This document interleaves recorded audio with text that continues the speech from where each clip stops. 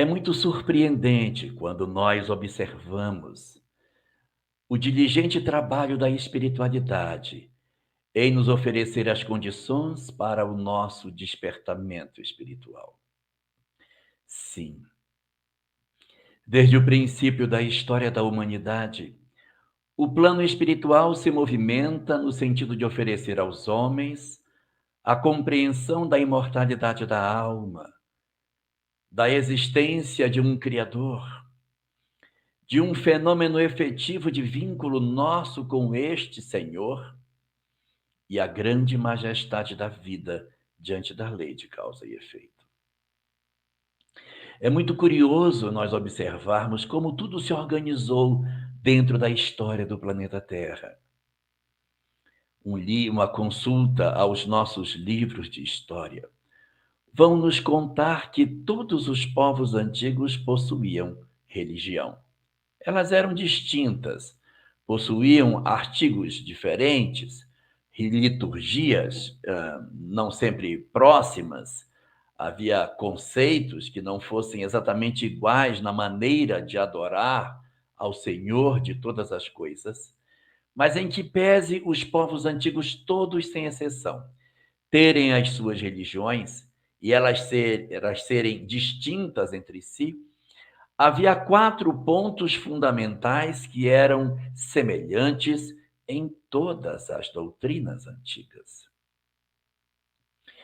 O primeiro ponto de convergência de todas as religiões, de todas as culturas do passado, era a ideia da existência de um Senhor. Em todas as culturas havia uma tentativa de explicar a existência de alguém ou de algo que comandava e que havia criado todas as coisas. Em uns lugares do mundo, aparecia Zeus como sendo o senhor dos deuses.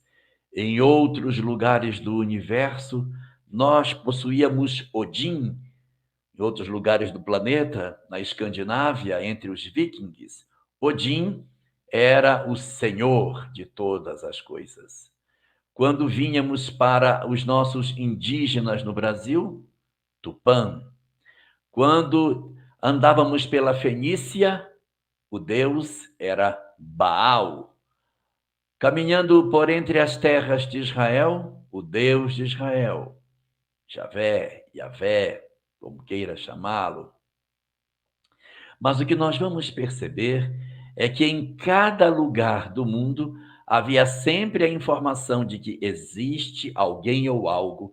Podia ser vários deuses ou um deus só, mas a ideia de que existia alguém que havia criado tudo quanto existia. Um segundo ponto comum de todas as religiões antigas era a ideia da imortalidade da alma. Um fato profundamente curioso, porque essas populações não conversavam entre si, algumas ficavam na América, outras ficavam na Europa, outras na Oceania, na Ásia, e independente do lugar onde elas estavam, a ideia de que o homem possuía algo de imaterial em si, que sobrevivia à vida do corpo e que se transferia para o mundo espiritual, isso era uma verdade presente em todas as religiões antigas. Da mesma forma, havia um terceiro ponto que acompanhava as várias religiões existentes, que era a existência de um código de conduta. O que diziam as religiões antigas, independente do lugar onde elas haviam surgido? É que nós deveríamos obedecer às regras que esse Deus estabelecia. O Deus de Moisés tinha um conjunto de regras. Os deuses do Oriente também tinham seus mandamentos. Em todos os lugares da terra havia sempre um conjunto de regras que precisariam ser obedecidas, porque esse Senhor, esse Deus ou esses deuses, eles tinham esse código de conduta para julgar as almas. O quarto ponto comum em todas essas culturas era a existência de um julgamento para as almas após a morte, de acordo com esse código. E isso é muito surpreendente, porque a sequência é sempre a mesma. Existe um criador que criou a alma, criou um código, julga essas almas de acordo com este código, e aqueles que obedecem o código, esses serão espíritos felizes. Os que não obedecerem ao código serão punidos, serão levados para locais de sofrimento. As religiões que se apresentavam sobre o planeta Terra ofereciam sempre a ideia de um julgamento, aonde após a morte as almas eram levadas para serem apreciadas as suas ações, se elas eram de acordo ou não com esse conjunto de verdades. Se fosse condizente com aquilo que os livros dos conceitos, das regras estabeleciam, então essa alma iria para um lugar bom. Mas todos aqueles que decidissem desobedecer os deuses ou o Deus único, todos que desobedecessem às regras, sofreriam amargas punições em função de suas condutas. Todo esse processo, todas essas verdades, atravessaram os séculos e os milênios. Encontramos religiões antigas e religiões modernas. Religiões que vieram do Oriente ou do Ocidente, do Norte ou do Sul, mas todas elas apresentando as mesmas características. No século XIX, quando ocorre o processo de negação das questões espirituais na humanidade do Ocidente, em que a ciência e a filosofia decidem destruir os pensamentos que dizem respeito à religião, no momento em que tudo isso acontece, é a mesma hora, o mesmo período no qual o espiritismo se apresenta entre os homens. É nesse momento que o materialismo começa a querer dominar o pensamento humano, que o espiritismo começa a ser codificado por Allan Kardec.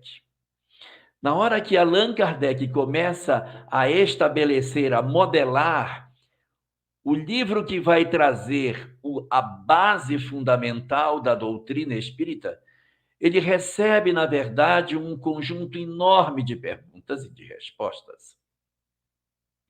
Na obra Espiritismo Básico, de Pedro Franco Barbosa, é asseverado que Allan Kardec teria recebido de um teatrólogo famoso de seu tempo, chamado Victorien Sardou. Esse homem, Victorien Sardou, entrega para Allan Kardec 50 cadernos cheios de perguntas e respostas que já haviam sido feitas aos espíritos, mas que eles não conseguiam organizar.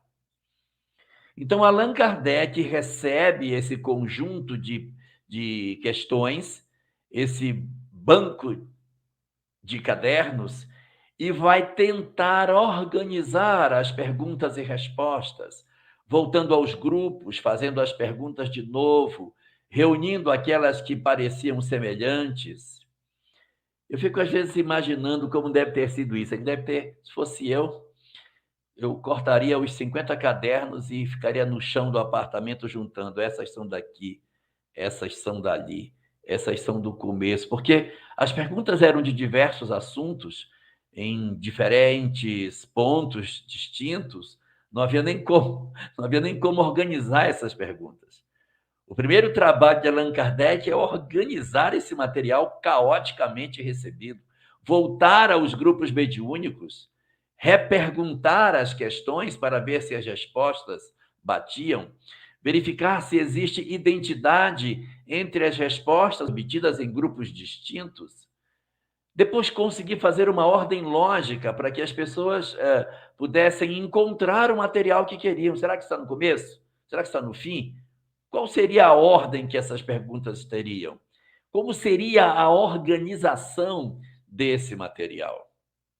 E ele, então, vai desenhando como que vai ser fazer. Eu vou aqui, vou colocar para cá, essas são parecidas, eu ponho ali, E ele vai organizando.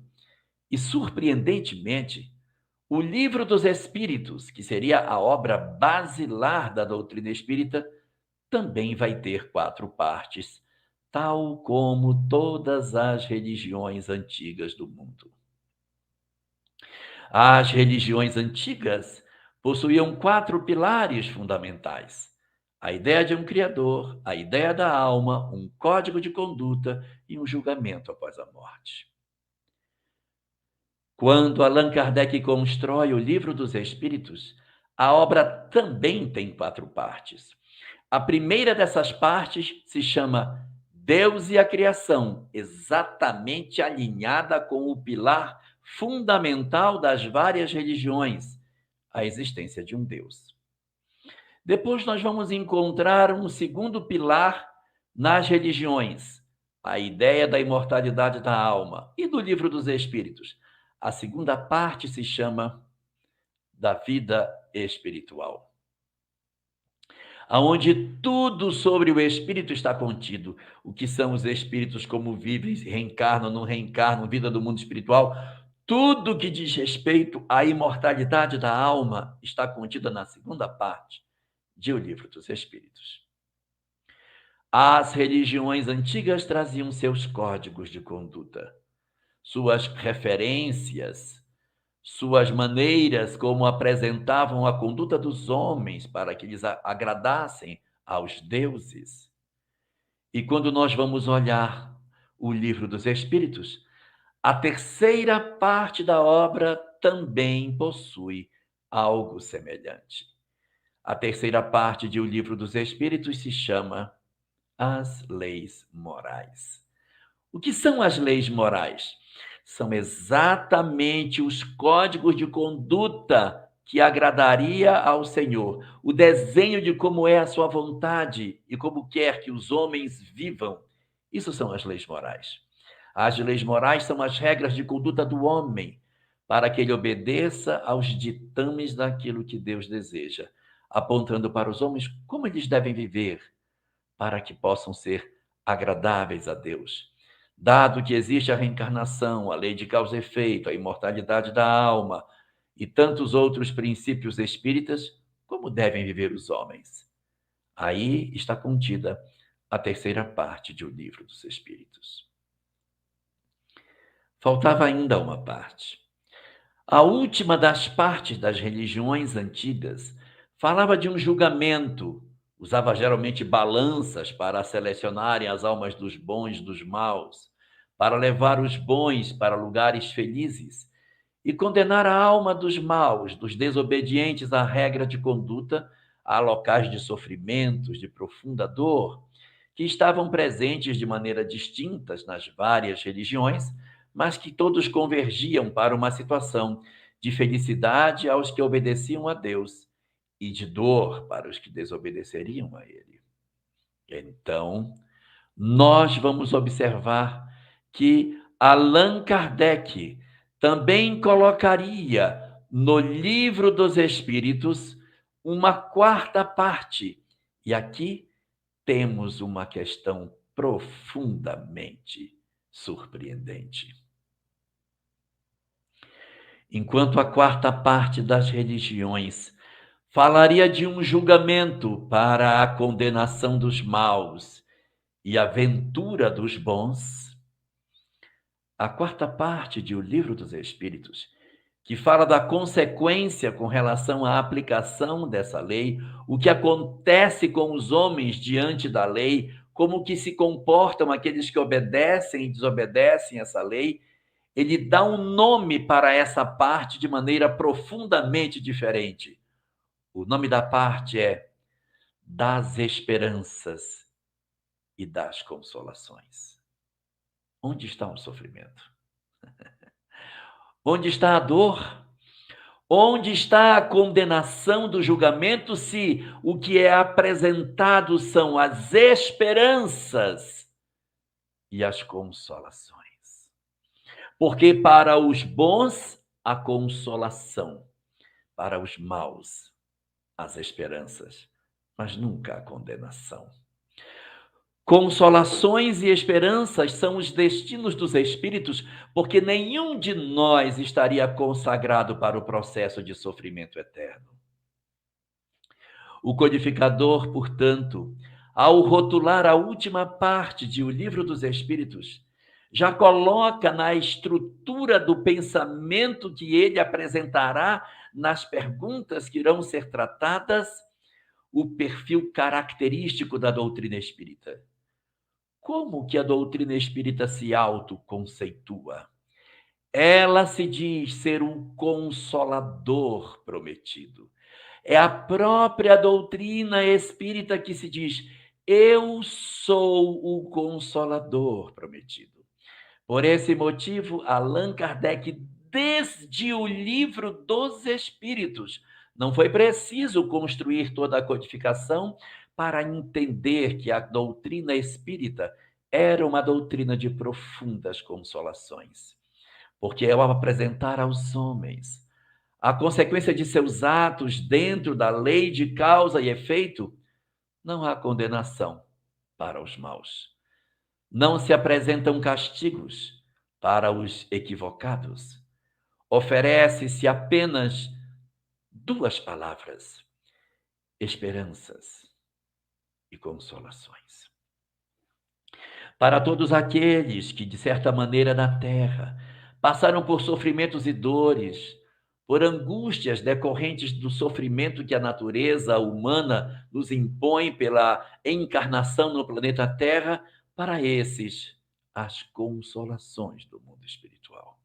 O agasalho nos braços de Deus, a proteção do Senhor, no sentido de dizer: haverá consolação para aqueles que sofrem. Mas haverá o que para os que padeceram, no sentido de serem maus, no sentido de serem cruéis, aqueles que desobedeceram à lei? O que fará Deus com as almas endurecidas? Qual o destino das almas cruéis? Para esses, não são as consolações, são as esperanças. Porque não há condenação eterna na leitura daquilo que a obra de Allan Kardec nos ofereceria diante da leitura do que fosse as esperanças e as consolações das criaturas no cenário majestoso da vida, interpretando através daquilo que Allan Kardec pôde depreender das respostas dos espíritos, como sendo a doutrina que ele fazia-se como sendo seu codificador, um instrumento de consolação, de esclarecimento, de conforto aos homens e de esperanças para todas as criaturas humanas. Não se encontra no cenário que é apresentado na obra palavras agressivas apontando para nós o sofrimento e a crueldade sobre aqueles que, de certa maneira, também foram cruéis. Neste sentido, a obra de Allan Kardec vai tomar essa quarta parte e dividir em apenas 2 capítulos. De todas as partes de O Livro dos Espíritos, é a parte mais curta de todas, porque nenhuma delas se debruçou sobre as questões abrindo em apenas 2 itens distintos. Não.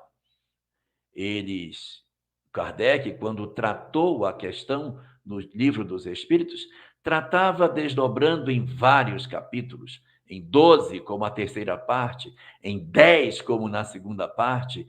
Então, era uma atividade extremamente detalhada que ele fazia com vários capítulos distintos, mas, na última das partes, só 2 capítulos. Ele dividiu em 2 partes. São as penas e os gozos referentes à vida na Terra, enquanto estamos encarnados, e as penas e os gozos quando estamos fora da matéria. Reuniu os sofrimentos humanos quando estamos no corpo. Aqui nós vamos encontrar as condições da vida na matéria, as penas e os gozos que o espírito pode experimentar estando encarnado. E daqui, as penas e os gozos que poderemos esperar para os espíritos quando estão desencarnados.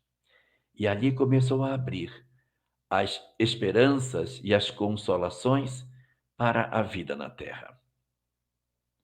E ele vai tratar, já dentro desse livro, um dos assuntos que naquele período já existia, mas não era tão dolorosamente presente como nos dias atuais. Ele vai falar sobre depressão e suicídio. Nesse período, a palavra depressão ela ainda não existia. Nós não tínhamos essa ideia de um buraco para ser o lugar onde as pessoas ficavam quando estavam em sofrimento. Então, ele substitui a palavra depressão pela expressão desgosto da vida. Desgosto da vida, perda do sentido da vida, desinteresse pelo existir e junta dentro dela, ao mesmo tempo, as ideias referentes ao suicídio. O que traria Allan Kardec sobre essa questão nas perguntas que faz e, mais extraordinariamente, nas respostas obtidas pelos espíritos? Nessa parte da obra, Kardec vai indagar por que motivo as criaturas humanas muitas vezes se voltam para sentir um desconforto com a vida, um desinteresse por ela, mergulhando no processo da depressão. E os espíritos respondem, oferecendo 3 características, 3 causas fundamentais que estariam apontando para a ocorrência do fenômeno da depressão, ou seja, do desgosto da vida e, consequentemente, do suicídio. Ele diz que ela decorre de 3 causas: a ociosidade, a falta de fé e a saciedade. A ociosidade por quê? Porque as características do homem de se manter sem uma ocupação específica, sem realizar uma atividade que lhe demonstre a sua razão de existência, que fala para o homem que ele não tem nenhuma função na sociedade, esse processo de ociosidade desenvolve no homem a sensação de inutilidade. Eu não presto para nada. Eu sou um inútil. Então, isso provoca nas criaturas o chamado vazio existencial. Eu não sei para que eu vivo, não faço nada, eu sou ocioso. Então, para que a gente não caia em processo depressivo ou para que a gente consiga trabalhar a depressão em alguém, as obras espíritas, e fundamentalmente o Livro dos Espíritos, tratando na sua 4ª parte sobre o desgosto da vida, nos fala que a ociosidade deve ser combatida. É por isso que as pessoas em processo depressivo, você tem que trabalhar para estimulá-la a se movimentar de onde ela está, para que ela se mova da posição em que ela se encontra, saindo para uma vida de relação outra vez. Deixar as pessoas que têm depressão de maneira inerte, sem uma ocupação, você aprofunda o processo de depressão dela. Precisamos reconectar a pessoa com a vida, retirando-a da ociosidade. O segundo fator, a falta de fé. Sim, o arrancar do coração dos homens da certeza de que Deus nos protege, retira de nós as convicções de que alguém nos cuida. E quando as provas da vida nos vêm, quando os naturais problemas que a existência humana possui nos alcançam, nós não conseguimos encontrar um suporte para que nós possamos dizer, vai passar, Deus está vendo, não vai acontecer o pior, haverá uma solução, os espíritos estão me ajudando. Eu não tenho nenhuma informação nesse sentido, então me sinto só, desamparado, me sinto um abandonado no mundo.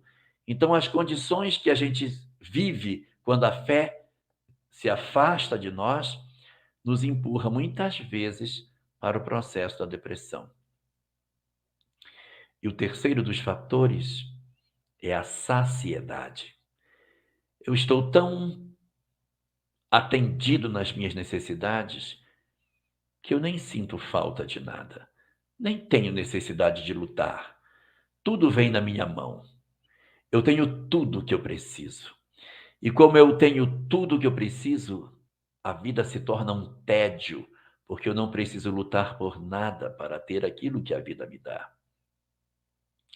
É preciso, portanto, que a vida nos diga não e nos diga sim, para que nós tenhamos o estímulo para poder buscar os nossos objetivos.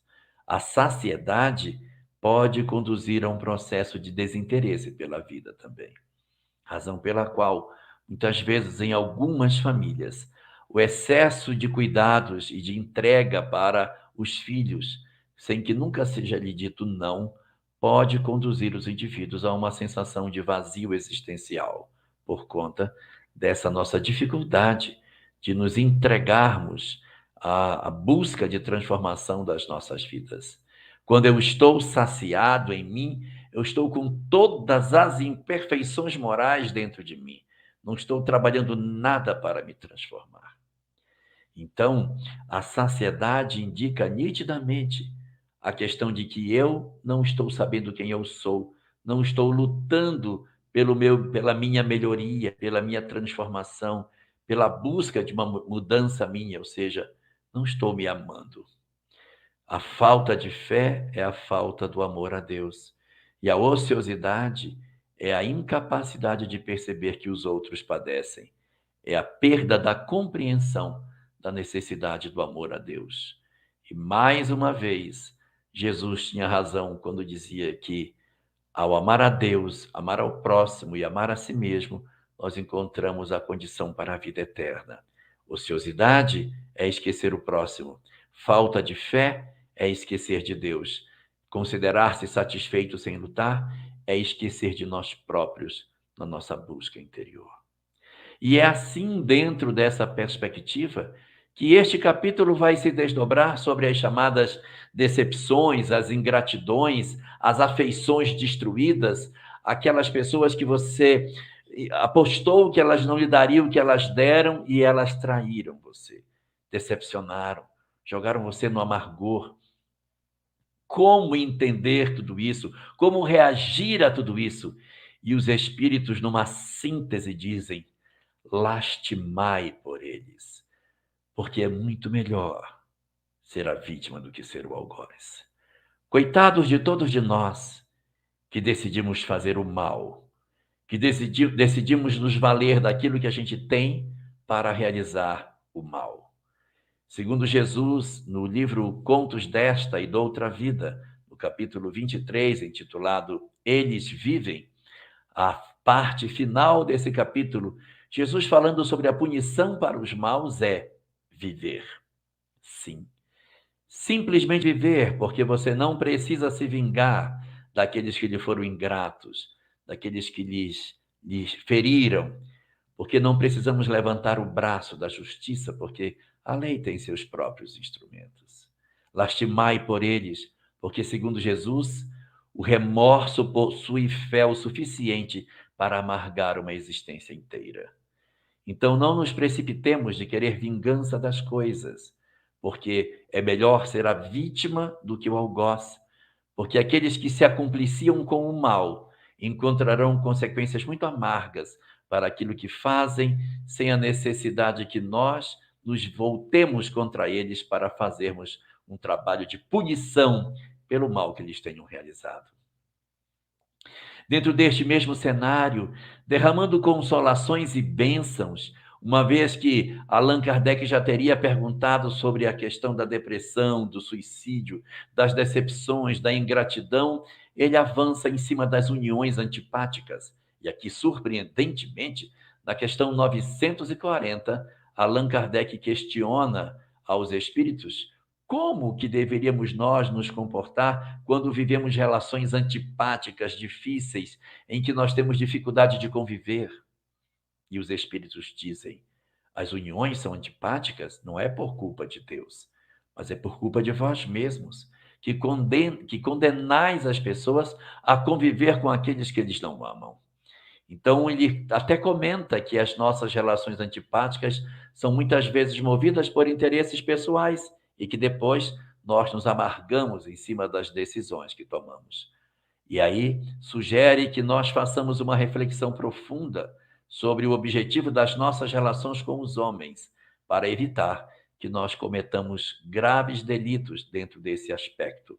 Então, é trabalhar para restaurar as relações, e se elas não conseguem ser restauradas, que a gente consiga, através dos nossos recursos, encontrar mecanismos onde o ódio, o desamor, a mágoa e a violência não tomem espaço, que nós empreendamos todo o bem que tem dentro de nós para o resgate das relações fragilizadas, na certeza de que nós todos teremos que experimentar o que for necessário para vencer o desamor das nossas almas.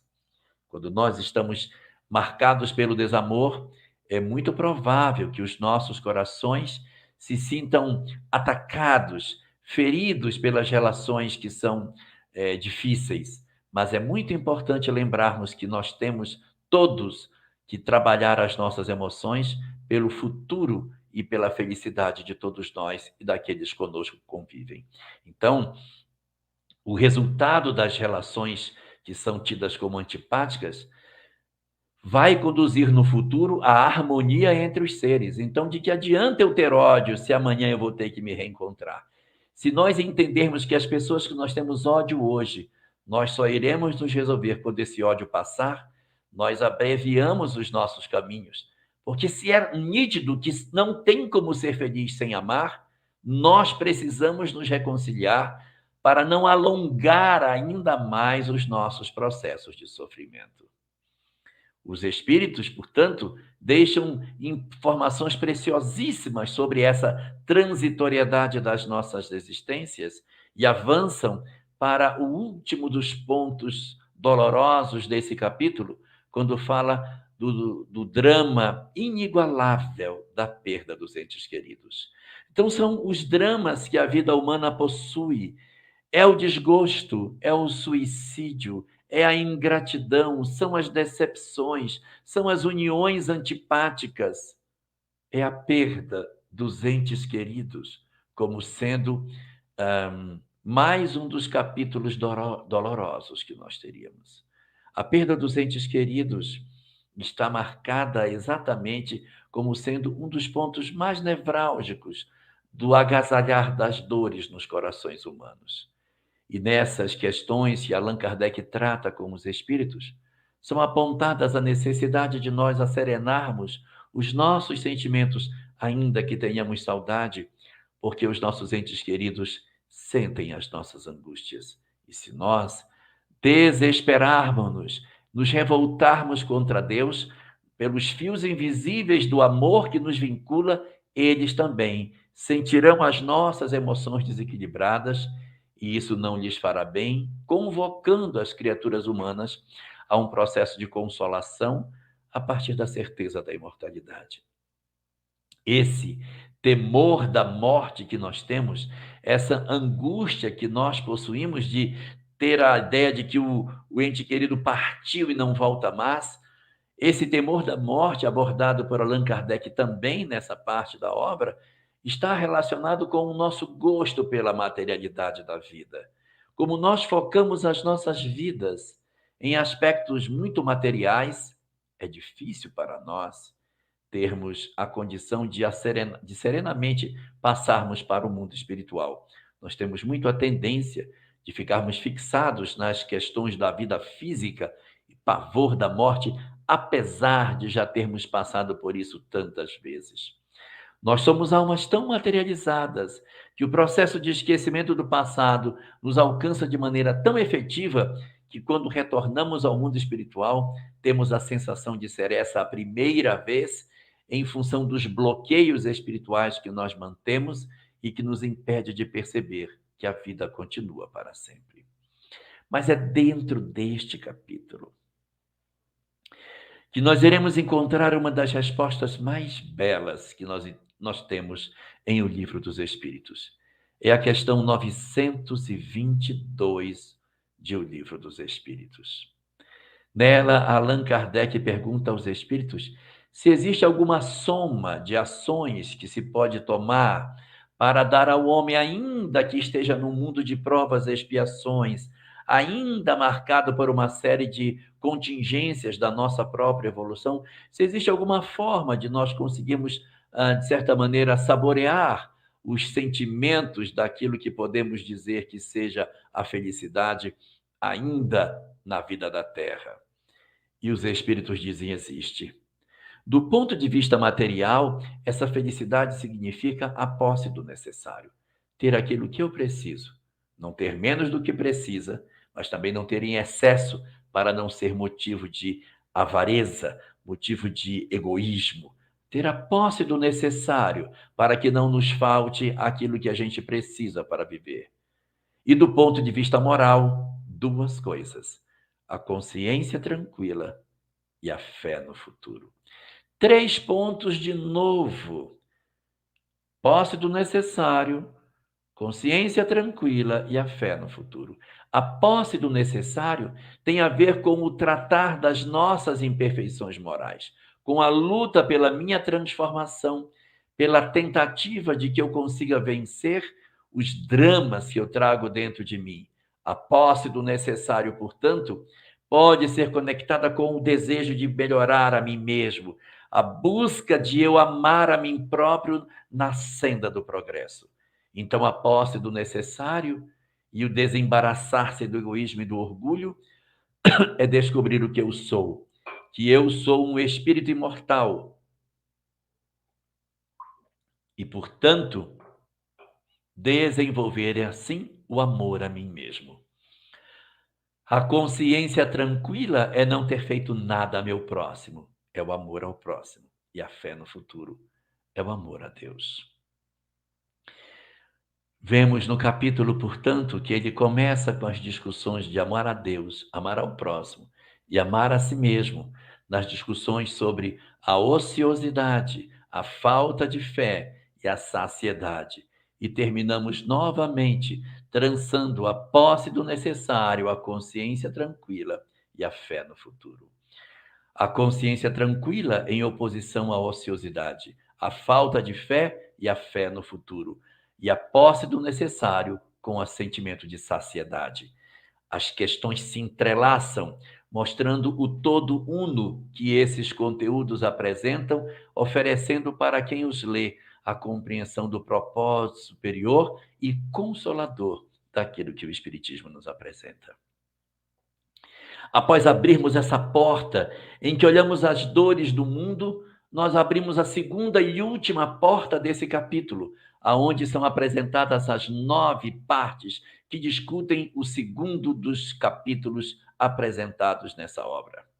Aqui vai se falar sobre o mundo espiritual, aonde Allan Kardec vai perguntar sobre a ideia do futuro não ter nada. Como é que a gente entende isso? Por que as pessoas, ao longo da história, sempre tiveram a ideia de que tem uma vida no além? Isso sempre percorreu todas as religiões, dizem os espíritos.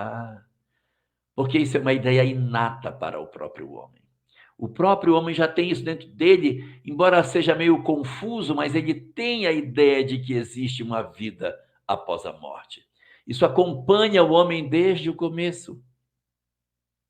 E então Allan Kardec, trabalhando sobre isso, discute um segundo ponto dentro desse capítulo, falando sobre a intuição que os espíritos apresentam durante o momento da sua desencarnação, a intuição de que ele vai encontrar uma pena e um gozo futuro, porque não é somente a intuição de uma vida após a morte, também existe no homem a intuição de um juízo, de um julgamento, que no dizer da doutrina espírita será feito pela própria consciência. Não será um tribunal externo, mas o tribunal interno da própria consciência que vai fazer. E Allan Kardec, questionando sobre isso, diz: pois é uma ideia interna no homem, inata dentro dele, mas existem muitas pessoas que são céticas, e encontra-se um número muito grande de pessoas que não creem que vai ter um julgamento após a morte.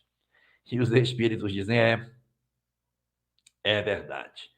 Mas você precisa saber que muitos daqueles que são céticos, quando se aproxima a hora da morte e que o indivíduo percebe que verdadeiramente está se transferindo para o mundo espiritual, e nessas horas é muito frequente a visita de amigos ou parentes desencarnados que vêm para nos receber nesse processo de transição para o outro lado da vida, fazendo com que nós consigamos ter mais serenidade e tranquilidade por estarmos envolvidos por aqueles que nos amam.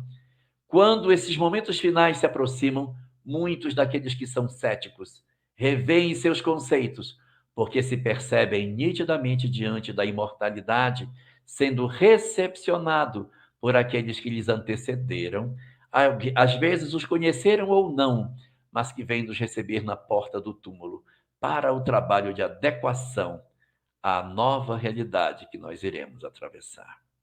E é assim, observando as penas e os gozos futuros que os espíritos irão passar, Allan Kardec invade uma terceira questão sobre todos esses aspectos, indagando se Deus não é muito grande para tomar conta de todo mundo. Como é que pode? Ele é Deus do universo infinito. Ele vai saber que eu estou aqui passando por um problema, que eu estou triste. Será que ele vai conseguir cuidar de mim nesse sentido?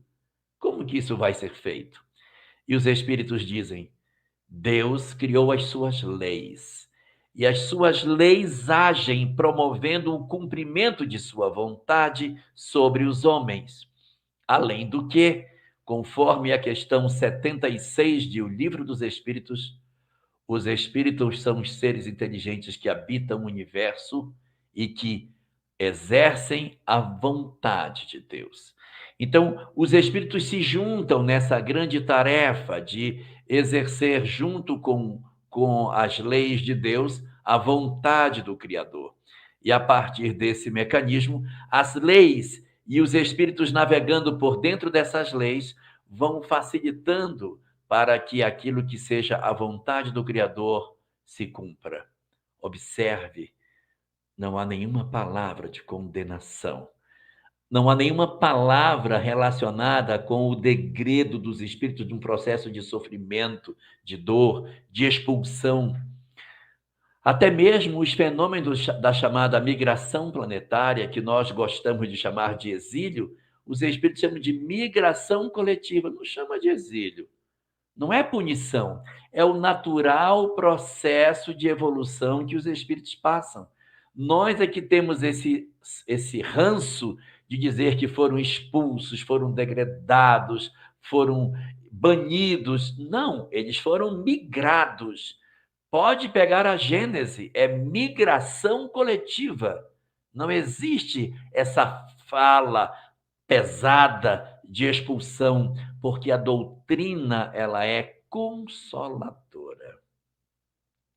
Nesse ponto, nós encontramos um quarto item dessa discussão que fala sobre o sofrimento dos maus espíritos.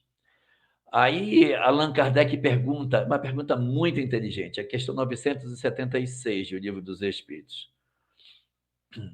Ainda ontem, numa live, eu dei o número errado. Falei que era 963, não é? É a 976. Na pergunta 976, Allan Kardec indaga aos espíritos, dizendo o seguinte: como é que os espíritos bons podem estar felizes se os maus estão sofrendo? Se eles não são bons, não teriam que se condoer do sofrimento dos maus e deixar de serem felizes considerando que outros padecem? E os espíritos respondem: é porque os bons sabem que esse sofrimento que eles passam é temporário e é consequência da própria condição espiritual que eles se encontram, que isso vai passar e que são as lições decorrentes do próprio exercício do livre-arbítrio deles. E que isso passa. Então, eles vão cuidar, vão se interessar, vão se esforçar, aguardando que os chamados espíritos ainda maus despertem para a vida e comecem a fazer as suas mudanças do ponto de vista comportamental. O sofrimento, portanto, não é imposto de fora para dentro. É a própria criatura humana que, pelas suas opções, empurrou a sua história de vida na direção do sofrimento. Assim, portanto, a leitura que a gente vai ter é que os bons não perdem a condição de felicidade porque entendem que esse processo de sofrimento que os maus passam é decorrente das próprias opções que o livre-arbítrio deles fizeram. E aí Kardec pergunta, mas isso não os incomoda? Isso não, porque eles estão fazendo tudo o que eles podem para ajudar. Eles estão se esforçando, cuidando, entregando tudo que podem para fazer. Então, eles não se sentem cobrados porque eles estão realizando todo o bem que poderiam. Cabe agora aos que estão na condição de sofrimento realizarem o seu processo de mudança. Se eles não realizarem, o que podemos fazer se essas almas resistem ao processo de dor, processo de aprendizado, se consagrando ao processo da dor por seu próprio livre-arbítrio? Então, sabendo que isso decorre das condições naturais de cada espírito, eles não se desesperam diante do sofrimento humano. Num quinto desses pontos, Allan Kardec vai perguntar sobre aqueles que ficam em cima do muro. Não sou bom nem sou mal. Como é que fico? Vou ficar bem ou vou ficar mal no mundo espiritual se eu não faço o bem, mas também não faço o mal? Na verdade, não existe essa neutralidade, porque ao não realizarmos o bem, nós automaticamente colaboramos para que o mal se perpetue, para que o mal se espalhe sobre o planeta. Então, esses que são chamados depois no Apocalipse pelo nome de os mornos, aqueles que não são nem quentes nem são frios, os mornos, são exatamente os espíritos que tentam se manter numa condição de certa neutralidade para não evoluírem. Nós vamos encontrar 5 casos desses tipos no livro O Céu e o Inferno, que fala sobre a condição de 5 espíritos que desencarnaram na condição de espíritos em condições medianas. Não eram bons, também não eram maus. E Allan Kardec os define assim: eles eram cumpridores dos seus deveres. Ninguém tinha o que deles reclamar, porque cumpriam todas as suas obrigações, mas não faziam mais do que o dever. Não se esforçavam pelo outro, não davam o passo decisivo de socorro a alguém além do estrito sentimento do dever que eles possuíam. Então, por eles terem essa característica de serem apenas cumpridores de suas obrigações, eles não conseguiam ter a felicidade dos espíritos elevados. Vamos encontrar nas histórias narradas nesse capítulo, que é o capítulo 3º do livro O Céu e o Inferno, na segunda parte, esses 5 casos em que eles dizem: não façam o que eu fiz, façam o bem de maneira intensa, porque eu gostaria demais de poder ser um espírito contado entre os bem-aventurados, mas eu não consegui. Tem um caso de Joseph Bré, que a neta dele conversa com ele e diz: mas vovô, como que o senhor pode dizer isso? O senhor sempre foi um exemplo. Como que o senhor está dizendo que o senhor não está bem no mundo espiritual? Ele diz: exemplo para os homens, não aos olhos de Deus. Porque ele fez aquilo que os homens achavam que deveria fazer. Então, sempre foi muito correto nas obrigações, mas ele nunca se entregou para fazer algo além do dever. Não foi uma alma que se doou ao próximo. Isso vai fazer depois com que o estado de alegria que eles se encontram não seja efetivo, porque existe ainda muito prurido da sua resistência, da sua avareza moral, no sentido de dar afeto, de dar sentimentos, de se entregar a alguém. Os espíritos, portanto, vão mostrar para nós, na parte seguinte do capítulo, que as penas que acontecem entre os espíritos, elas não ocorrem só no mundo espiritual, elas ocorrem aqui e lá. Existem provas, as expiações, nossos processos de sofrimento, ocorrem no mundo corporal e ocorrem no mundo espiritual. Ilusão pensar que vai desencarnar para começar a receber as penas. Às vezes, aqui no próprio ambiente terrestre, nós já começamos a sentir as primeiras consequências dos nossos equívocos. E ao desencarnarmos, vamos encontrar mais consequências daquilo que nós fizemos. Na antepenúltima parte desse capítulo, Allan Kardec vai falar para nós sobre as penas eternas, que na época era muito comum a discussão de que eu fazia o bem, eu iria viver eternamente no bem, mas se eu fizesse o mal, eu iria viver eternamente no mal. E aí, nessa releitura desses conceitos religiosos, não. As penas não são eternas, porque havendo o arrependimento, a expiação, a reparação nas próximas existências, naturalmente a duração das penas vai tirar de nós esse processo de eternidade das nossas dores, porque todos nós estamos consagrados à felicidade. Às vezes temos parentes que partiram pela via do suicídio e nós dizemos: eu tenho um parente, mas ele se suicidou. Será uma alma perdida. Para a doutrina espírita, pelos conceitos que o espiritismo entende, não.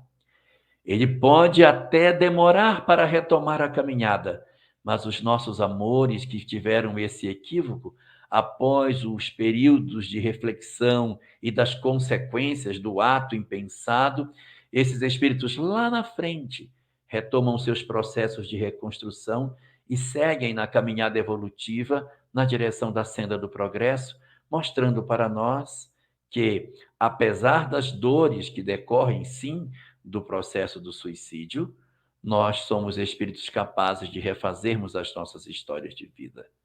E nesse sentido, o capítulo vai terminar analisando 2 pontos que são fundamentais dentro da literatura religiosa. Um é a ressurreição da carne, tão propalada nos evangelhos, em que o Espiritismo vai falar que a ressurreição da carne era um conceito muito vago entre os judeus e que ele representa, na verdade, não somente a ideia de renascer do chão novamente, mas vários fenômenos. A própria aparição pode ser vista como uma ressurreição, porque era ressurgimento, reaparecer. O espírito reaparece, é uma ressurreição. E outras vezes, o sentido de reaparecer se confundia com a ideia da reencarnação, que era a chance de um espírito tomar um corpo definitivo e reaparecer entre os homens, mostrando que a ideia da ressurreição da carne não é simplesmente o conceito que a gente muitas vezes encontra dentro da literatura religiosa. E como ponto final de todas essas discussões das penas e consolações, apresentavam os espíritos as discussões sobre o que é o paraíso, o que é o inferno e o que é o purgatório na ótica dos espíritos. Questões extensas, longas, vão trabalhar sobre esses assuntos que mais tarde Allan Kardec iria desenvolvê-los no livro O Céu e o Inferno, quando, na primeira parte da obra, iria trabalhar capítulos inteiros discutindo o que é o céu na visão espírita, o que é o purgatório na visão espírita, o que é o inferno na visão espírita, mostrando para todos nós não um mundo espiritual de punições e de castigos, de penas eternas, mas um mundo espiritual de consolações e de esperanças. Esperanças para saber que as nossas penas não serão eternas, que os espíritos que tropeçaram pelas sendas do caminho terão plenas condições de reorganizarem as suas emoções e caminharem na direção do futuro.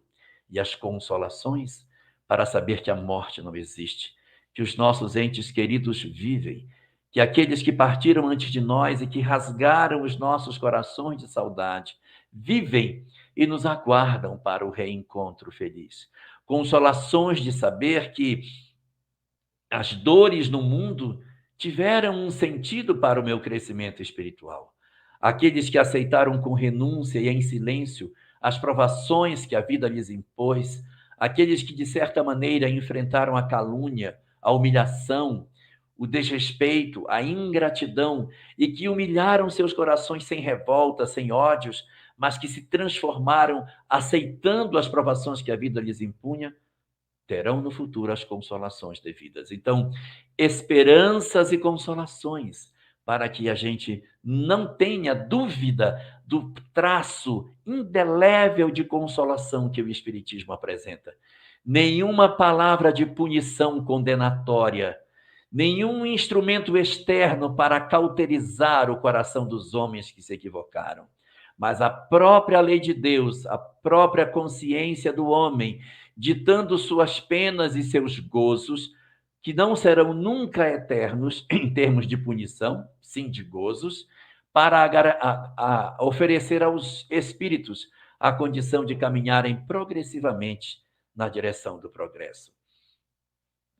A quarta parte de O Livro dos Espíritos encerra esse manancial extraordinário de conhecimentos sobre o Espiritismo. Após essa quarta parte, segue-se uma série de páginas oferecendo a conclusão de O Livro dos Espíritos, onde muitas coisas são apresentadas, muitas informações são oferecidas. Então, nós, muitas vezes, apenas lemos as perguntas e não nos perdemos para investigar aquilo que está contido na conclusão de O Livro dos Espíritos. Não enveredamos pelas suas páginas. E eu gostaria de terminar essa minha fala de hoje lendo um trechinho da conclusão de O Livro dos Espíritos. É o último parágrafo da obra e eu não estou inventando. Depois vocês em casa podem pegar, abrir para ler esse parágrafo. Eu tenho a impressão que esse capítulo não era para estar na obra, mas quando a obra já estava fechando, Santo Agostinho disse: eu quero deixar um recado para o Brasil do ano de 2021. Porque daqui a 164 anos, eles vão passar por um problema e que a nação estará dividida de um lado e de outro, ambos querendo dizer que são os arautos da verdade. E eu preciso dizer para eles quem estará com a verdade nos dias que virão no futuro.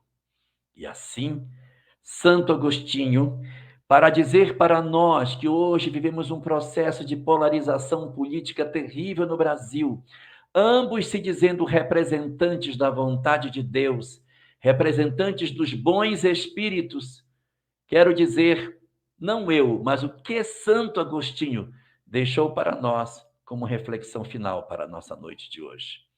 O Livro dos Espíritos encerra com o seguinte parágrafo: jamais os bons espíritos foram os instigadores do mal.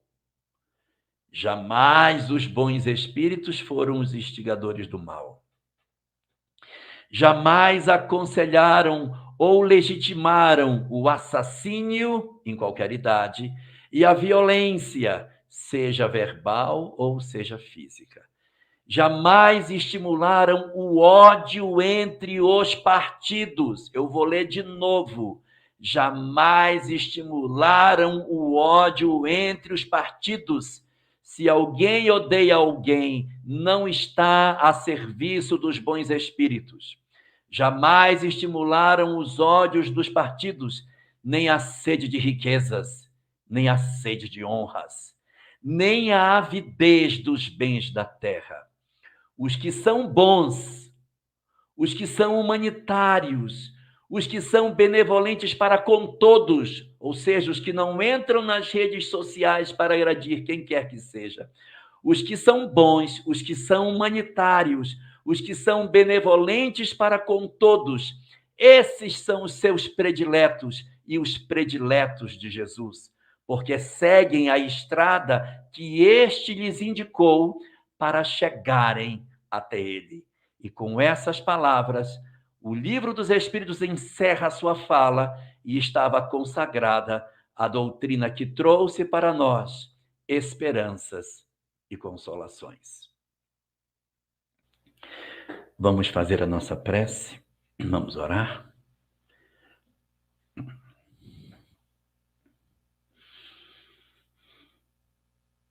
Querido Senhor das nossas vidas,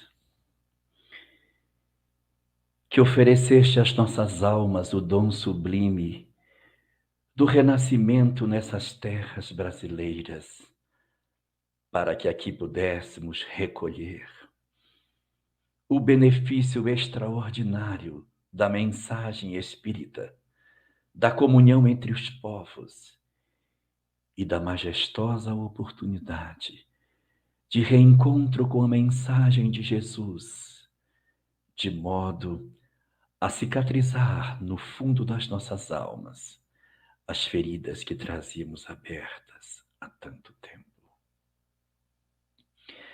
Nós te agradecemos profundamente, Senhor, pelo país que tu nos ofereceste para que nós renascêssemos.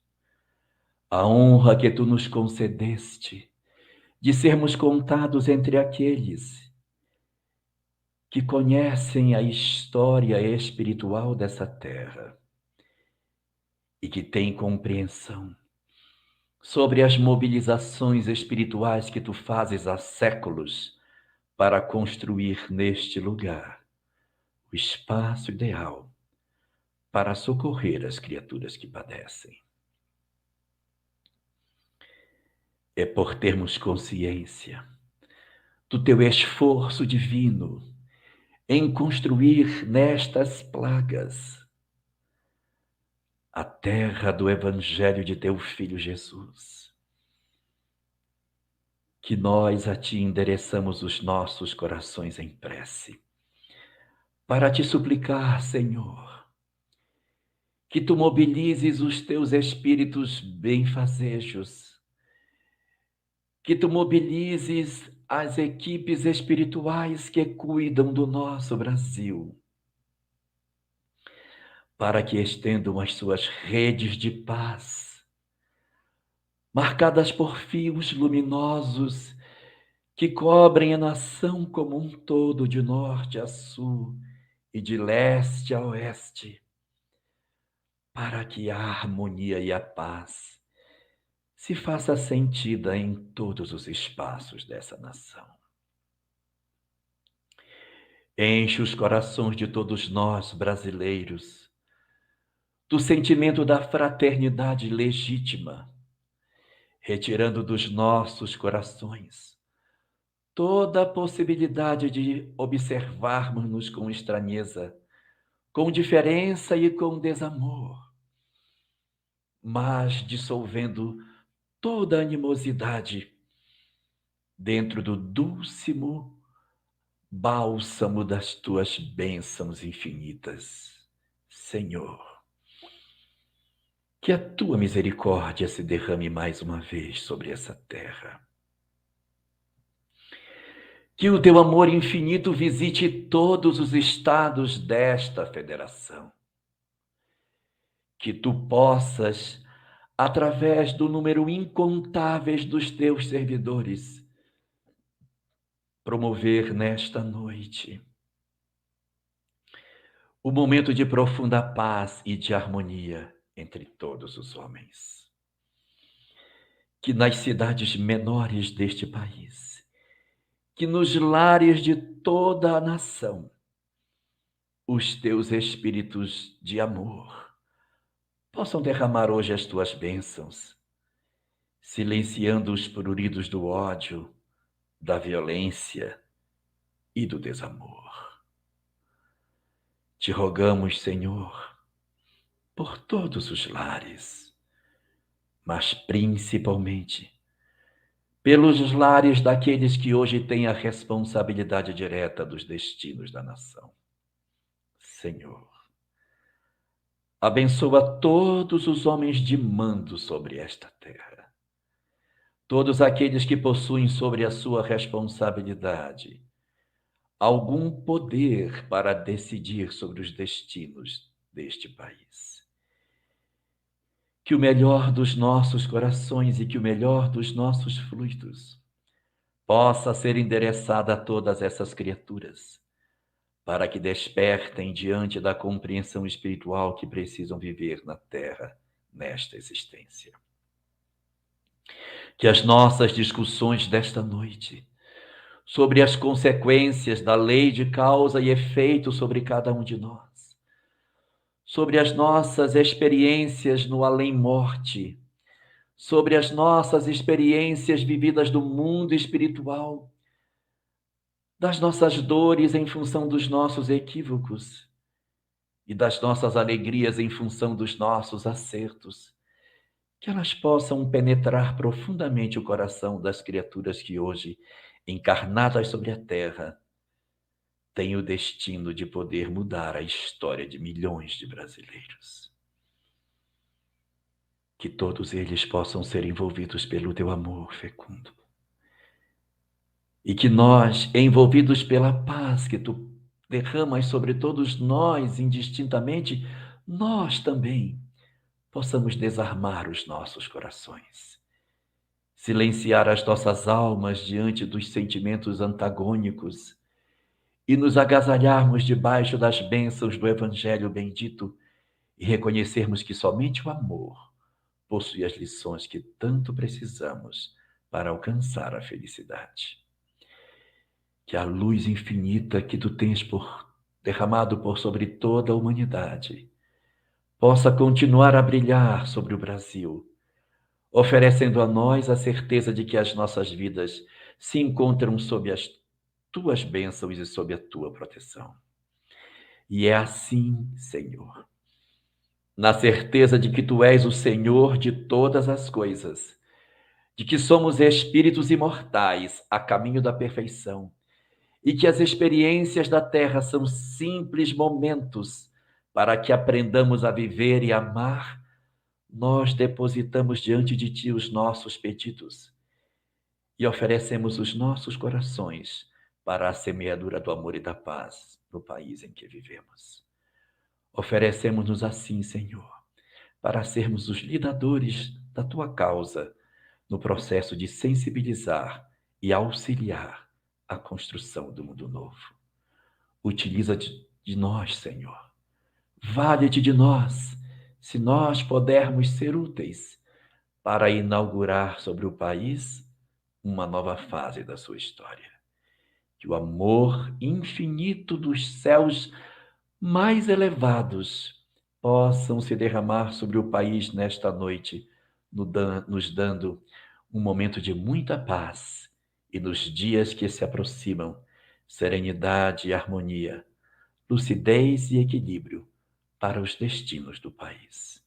Obrigado, Senhor, por tudo e depositamos as nossas vidas inteiramente nas tuas mãos.